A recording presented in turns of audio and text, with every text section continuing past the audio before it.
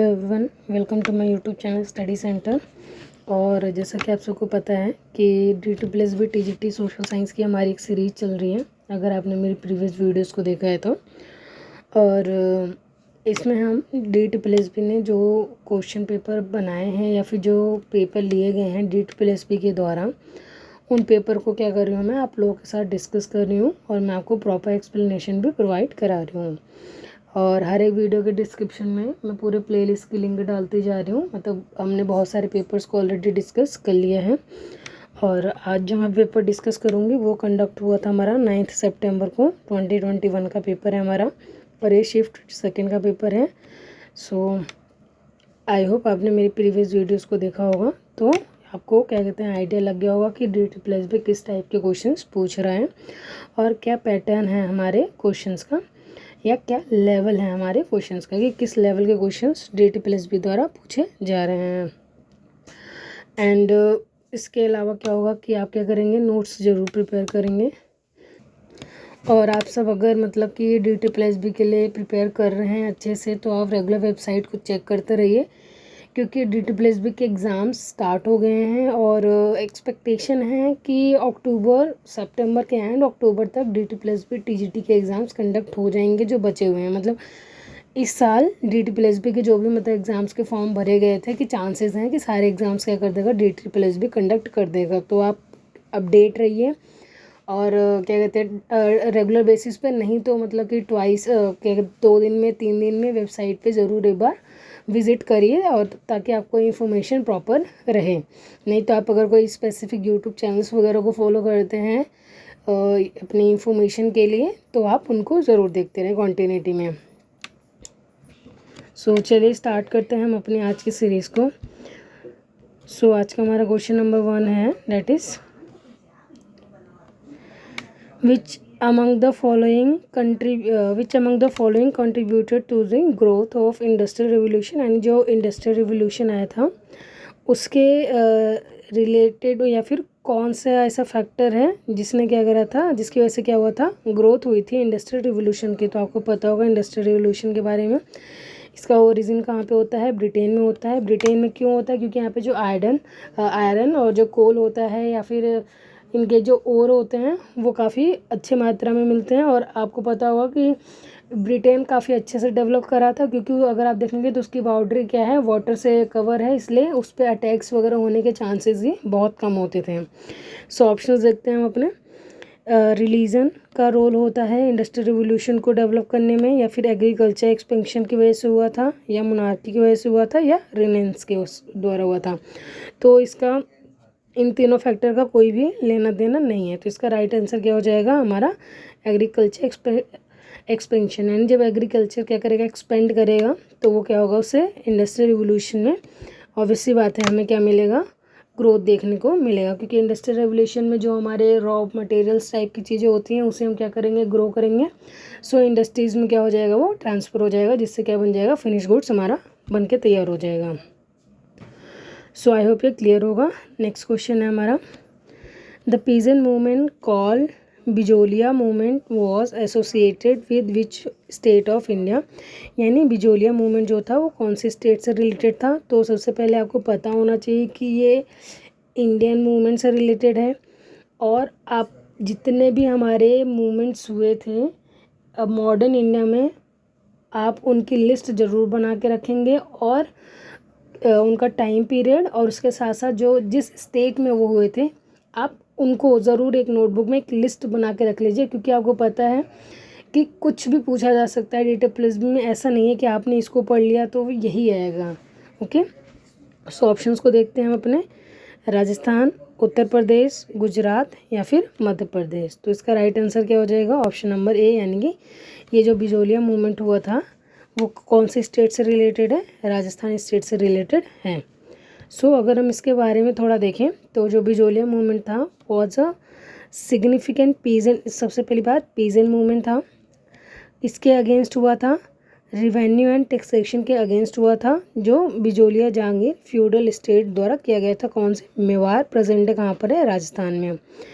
And it began in 1897 and lasted for nearly half a century making one of the longest non violence peasant movement in India. तो ये क्या बोलते हैं इसे, one of the longest non violence movement ये था। Start हुआ था 1987 में। कहाँ हुआ था, मेवाड़ में, जो कि प्रेजेंट डे कहाँ है, राजस्थान में है। ओके, और ये क्या था, पीजेंट मूवमेंट था एक। सो अगर मैं और आपको पीजेंट मूवमेंट्स के बारे में बता दूँ तो हमारे पास और भी पीजेंट मूवमेंट्स हुए हैं, जैसे इंडिगो कल्टीवेशन स्ट्राइक हुआ था, पाबना एग्रेरियन लीग्स हुए थे, एंड डेक्कन रियॉट्स हुए थे, Champaran Satyagraha, Kheda peasant movement, Bardoli movement जो कि कहाँ हुआ था, गुजरात में हुआ था, जिसे सरदार वल्लभ भाई पटेल ने लीड किया था, जिसमें वहाँ की औरतों ने इनको सरदार की उपाधि दी थी। मोपला रिवेलियन हुआ था मालाबार कोस्ट के आसपास, पीजेंट रिवोल्ट्स हुए थे तेलंगाना के, तेभागा मूवमेंट हुआ था बंगाल में, किसान सभा मूवमेंट हुआ था और एका मूवमेंट हुआ था। तो ये हमारे क्या कुछ फेमस पीजेंट मूवमेंट्स हैं। आई होप ये आपको क्लियर हो गया होगा। नेक्स्ट क्वेश्चन है हमारा question number 3, which of the following pairs of movement year is correct. तो आपने देखा होगा कि एक और क्वेश्चन हमारा ईयर मतलब मूवमेंट से ही रिलेटेड आ गया है। चंपारण सत्याग्रह 1925 में हुआ था, मोपला रिवेलियन 1921 में हुआ था, तेभागा मूवमेंट 1930 में हुआ था। तो इसका राइट आंसर क्या हो जाएगा, ऑप्शन नंबर ए, यानी कि ओनली सेकेंड ही हमारा क्या है राइट आंसर। सो सबसे पहले अगर मैं देखें हम इसको, तो जो मोपला मूवमेंट था, this rebellion took place in Malabar coast, अभी जस्ट हमने डिस्कस करा था केरला में, और ये कब हुआ था, 1921 में हुआ था। Champaran Satyagraha historical significant, this movement occur in 1917 not in 1925, it was first major Satyagraha movement led by Mahatma Gandhi. तो महात्मा गांधी के द्वारा फर्स्ट मेजर सत्याग्रह मूवमेंट था, जो महात्मा गांधी ने क्या किया था, लीड किया था, तब किया था 1917 में। फिर है हमारा Tebhaga movement, this movement happen in 1946-47 not in 1930। तो 1930 में नहीं, ये 46 से 47 के बीच में तेभागा मूवमेंट हमारा हुआ था।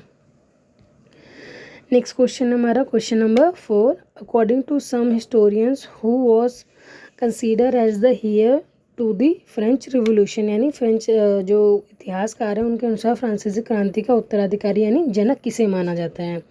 सो ऑब्वियस सी बात है, उस टाइम पे किंग कौन था हमारा, लुइस 16 था एट द टाइम ऑफ जो हमारे क्या हुए थे, रिवॉल्ट्स हुए थे, रिवोल्यूशन। तो इसका राइट आंसर क्या हो जाएगा, नेपोलियन बोनापार्ट।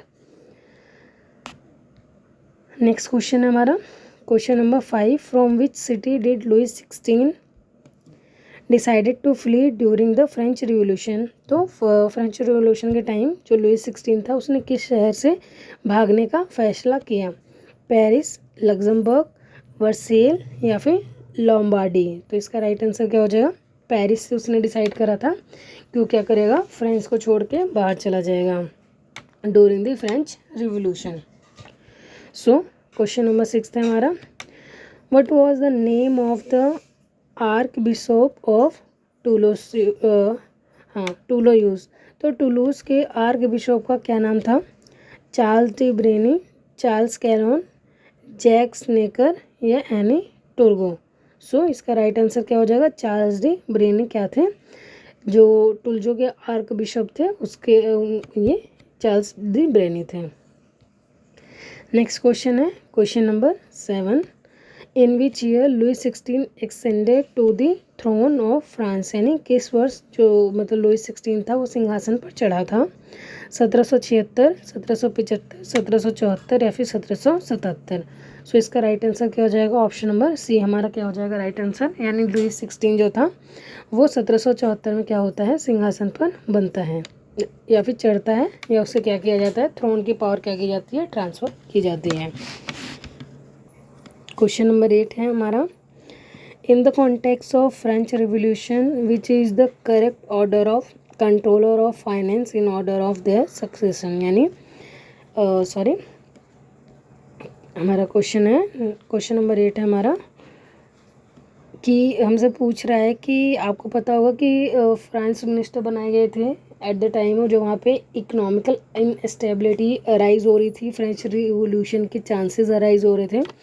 सो फ्रेंच में काफ़ी सारे जो फाइनेंस मिनिस्टर्स थे उनको चेंज किया गया था within span of time. So मतलब 2 ईयर्स के लिए या 3 मंथ 4 मंथ इन टाइम के पीरियड में क्या कर दिया जा रहा था, चेंज कर दिया जाता था। जो भी फाइनेंस मिनिस्टर आता था, अगर वो बोलता था कि जो नोबल्स हैं, क्लर्जी हैं, उनके ऊपर भी टैक्स लगाया जाए, या उनके ऊपर जो भी इतने उन्हें राइट्स मिले हुए हैं, जो उनको इतने प्रिविलेजेस मिले हुए हैं, उनको जो भी मतलब कि फाइनेंस मिनिस्टर सोचता था कंट्रोल करने की, सो क्या किया जाता था, उसको तुरंत हटा दिया जाता था। सो इसमें हमसे पूछ रहा है correct order. So Anne Turgot, Anne Robert Turgot, Jacques Necker, Charles de Brienne और चार्ल्स कैलन। तो हमारा राइट आंसर क्या हो जाएगा, ऑप्शन नंबर बी, यानी कि सबसे पहले हमारा फर्स्ट। तो सबसे पहले फ्रांस के फाइनेंस मिनिस्टर बने एनी रॉबर्ट टूरगो, फिर उसके बाद कौन बने, जैक्स नेकर बने, फिर उसके बाद कौन बने, कैलोन बने, और उसके बाद कौन बने हमारे थर्ड पे ब्रेनी है, ये कौन बने थे वहाँ के फाइनेंस मिनिस्टर बने थे, कहाँ के, फ्रांस के।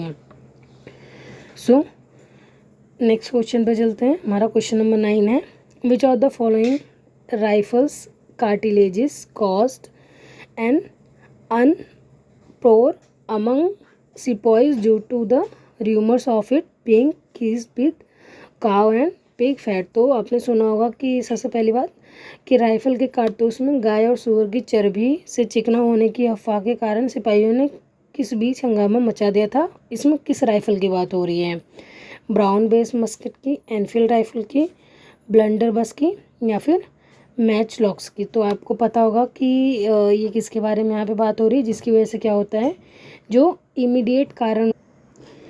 सो इसका राइट आंसर क्या हो जाएगा, एनफील्ड राइफल, जो मैंने अभी आपको बताया, जो कि क्या था, इमीडिएट रीज़न बना हमारे 1857 के रिवॉल्ट का। नेक्स्ट क्वेश्चन है हमारा क्वेश्चन नंबर 10,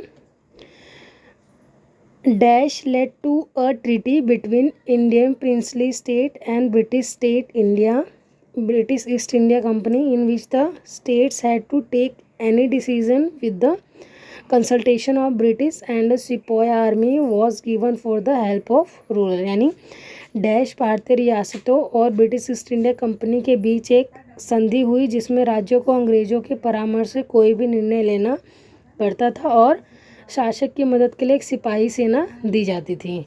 ऑप्शन है हमारे पास सब्सिडी अलायंस की वजह से, डॉक्ट्रिन ऑफ लैप्स, पैरामाउंटसी पॉलिसी, या फिर इकोनॉमिक पॉलिसी। तो इसका राइट आंसर क्या हो जाएगा हमारा, सब्सिडरी अलायंस, जो कि किसने इम्प्लीमेंट करी थी, वेलेस्ली ने इम्प्लीमेंट करा था। इसमें क्या होता था, आप सबको पता होगा, ब्रिटिशर्स हर एक प्रिंसली, जो छोटे प्रिंसली स्टेट्स होते थे, उनसे बोलते थे कि हम आपको बड़े प्रिंसली स्टेट से प्रोटेक्ट करेंगे, उसके बदले क्या होगा कि हमारी सेना की जो टुकड़ी है उसको आपको अपने पास रखना है, और उनके जो भी एक्सपेंसेस होंगे वो बेयर करेंगे।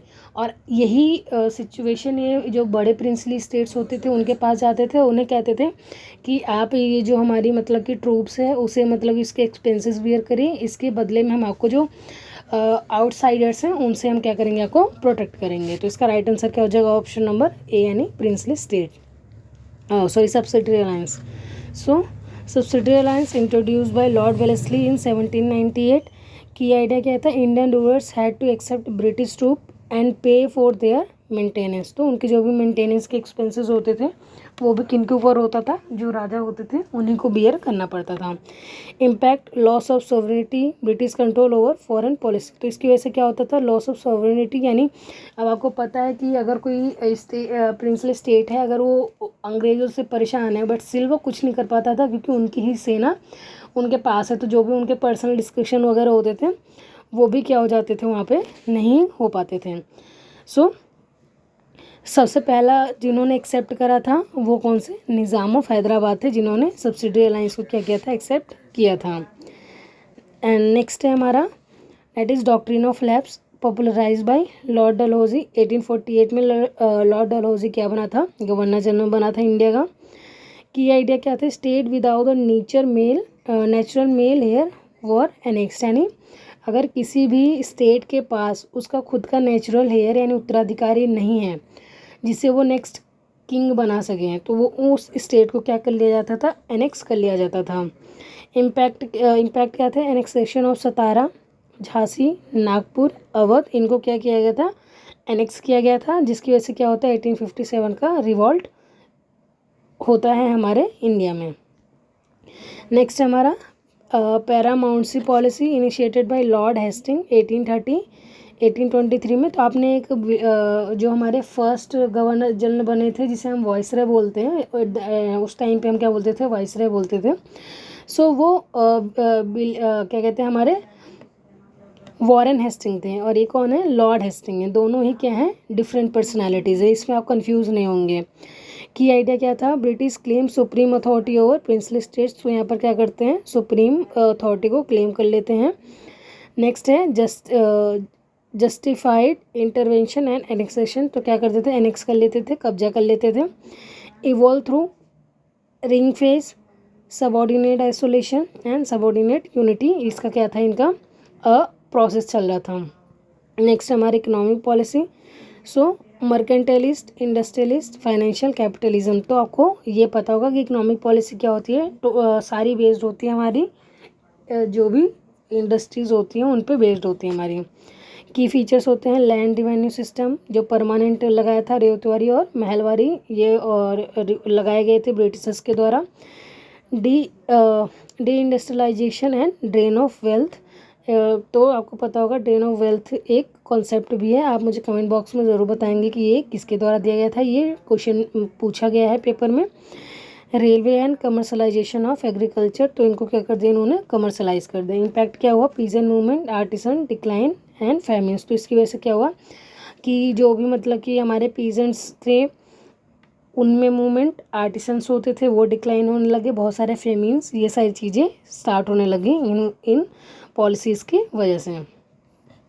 नेक्स्ट क्वेश्चन है हमारा question number 11।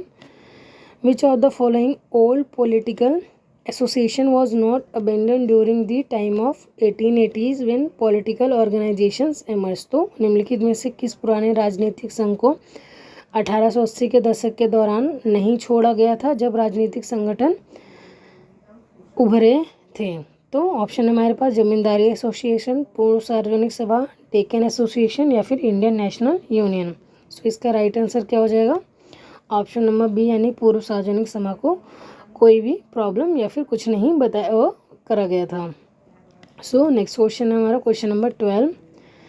Where was the first session of the Indian National Congress suppose to be held. तो इंडियन नेशनल कांग्रेस का जो फर्स्ट सेशन था वो कहाँ पे होने वाला था, पुणे, कलकत्ता, मद्रास या फिर दिल्ली। तो इसका राइट आंसर क्या हो जाएगा, ऑप्शन नंबर ए, यानी जो फर्स्ट सेशन था वो पुणे में होने वाला था, लेकिन ड्यू टू प्लेग ये क्या कर दिया जाता है, पुणे से शिफ्ट कर दिया जाता है।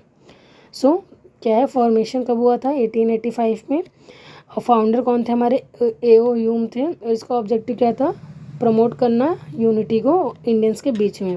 फर्स्ट सेशन कहाँ हुआ था, सबसे पहले तो डेट 28 से 31 दिसंबर 1885 में, और वेन्यू क्या था, गोकुलदास तेजपाल संस्कृत कॉलेज बॉम्बे में, जो कि पहले कहाँ हो रहा था, पुणे में।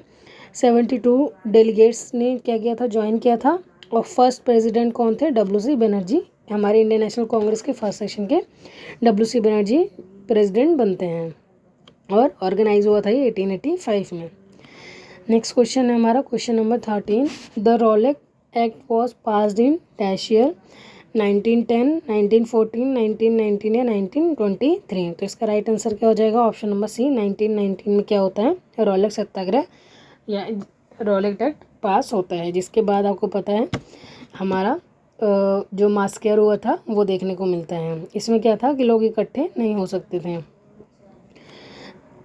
Who was the founder of Indian National Congress. तो इंडियन नेशनल कांग्रेस के फाउंडर कौन है, जवाहरलाल नेहरू या ए.ओ. ह्यूम। तो अभी हमने डिस्कस करा था, इसका राइट आंसर क्या हो जाएगा, ए.ओ. ह्यूम।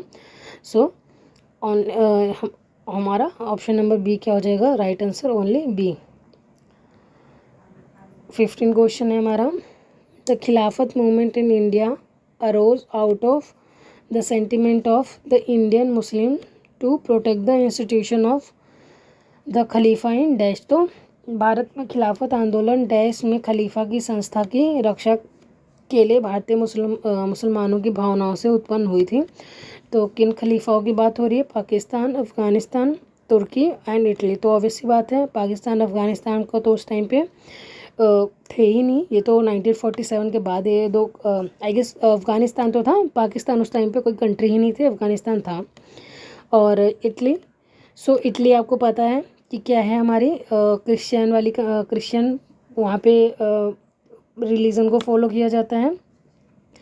सो हमारा राइट आंसर क्या हो जाएगा? टर्की के जो खलीफा होते थे उनके लिए क्या किया जाता है? खिलाफत मूवमेंट को अराइज होता है। नेक्स्ट क्वेश्चन है हमारा question number 16। The Russian Revolution is also known as, तो रशियन रिवोल्यूशन को और किस नाम से जाना जाता है?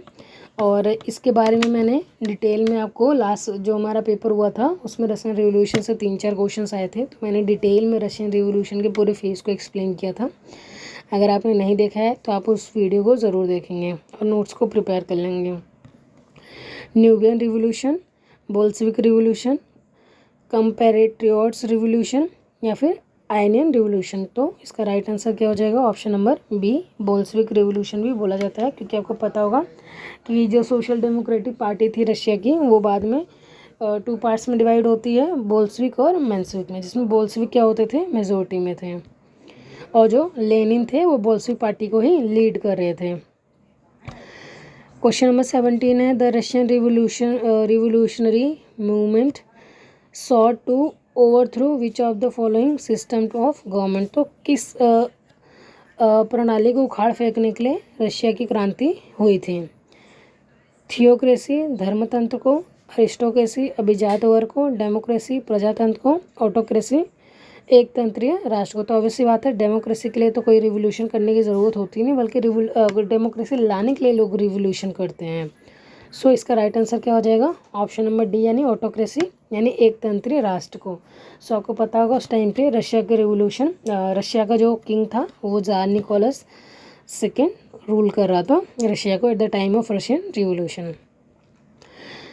नेक्स्ट क्वेश्चन है हमारा question number 18। Which of the following statement describes zemstvos, तो जेमस्टॉप को कौन डिस्क्राइब कर रहा है अच्छे से, या जेमस्टॉप का वर्णन कौन करता है? रशियन वर्कर ऑर्गेनाइजेशन थी या फिर लोकली इलेक्टेड काउंसिल्स थी? तो जेमस्टॉप क्या था? रोशी कार्यकर्ता संगठन था या फिर स्थानीय रूप से निर्वाचित परिषदें थी? ऑप्शन है हमारा ओनली ए, ओनली सेकेंड, बोथ या फिर नीदर। सो इसका राइट आंसर क्या हो जाएगा? ऑप्शन नंबर बी, यानी कि जेमस्टॉप जो लोग थे वो क्या होते थे? लोकली इलेक्टेड काउंसिल को बोला गया है, और ये क्या है? रशियन टर्म है, यानी ये क्वेश्चन भी हमारा रशियन रिवोल्यूशन से ही रिलेटेड है। तो अगर आप देख रहे हैं कि DT+ भी किस पैटर्न में एग्जाम पूछ रहा है, लाइक अगर उसने हमसे सबसे पहले जो इंडिया में मूवमेंट हुए थे उनसे 3-4 क्वेश्चन पूछे, अगर उसने रशियन रिवोल्यूशन को स्टार्ट करा तो रशियन रिवोल्यूशन से 3-4 क्वेश्चन को पुट करता है, अगर उसने फ्रेंच रिवोल्यूशन से क्वेश्चन स्टार्ट करा तो 3-4 क्वेश्चन वो क्या करता है? कॉन्टिन्यूसली उसी कॉन्सेप्ट पे क्वेश्चन पूछता चला जाता है, यहाँ पर मिक्स उसने नहीं किया हुआ है। नेक्स्ट क्वेश्चन है हमारा क्वेश्चन नंबर 19। इन 1917, ये भी रशियन रिवोल्यूशन का ही क्वेश्चन है।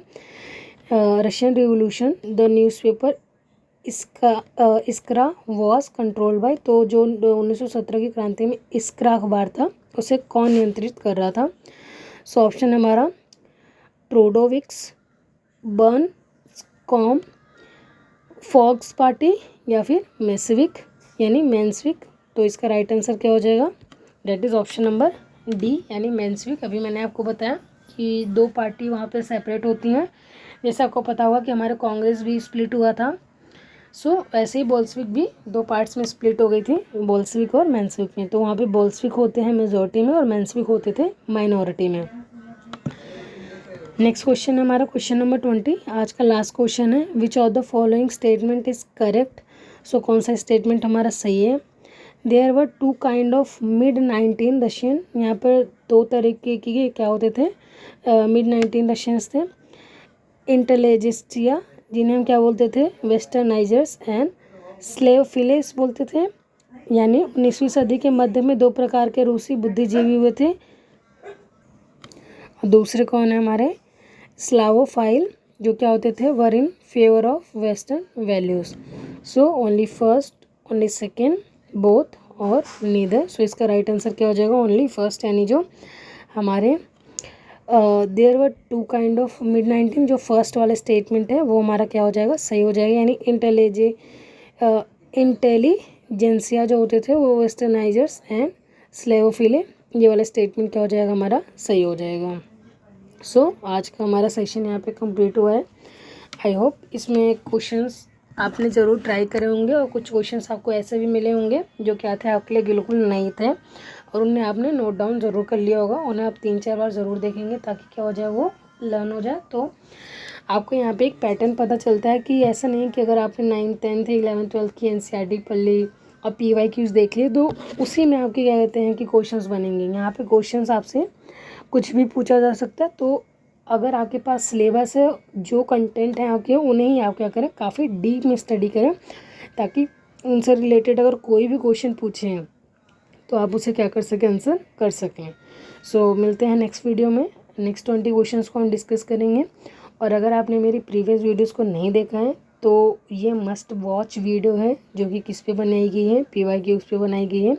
तो आप उसे ज़रूर देखें और अपने फ्रेंड्स को भी ज़रूर शेयर करें जो क्या कर रहे हैं, DT+B TGT सोशल साइंस के लिए प्रिपेयर कर रहे हैं। सो मिलते हैं नेक्स्ट वीडियो में नेक्स्ट 20 क्वेश्चंस के साथ।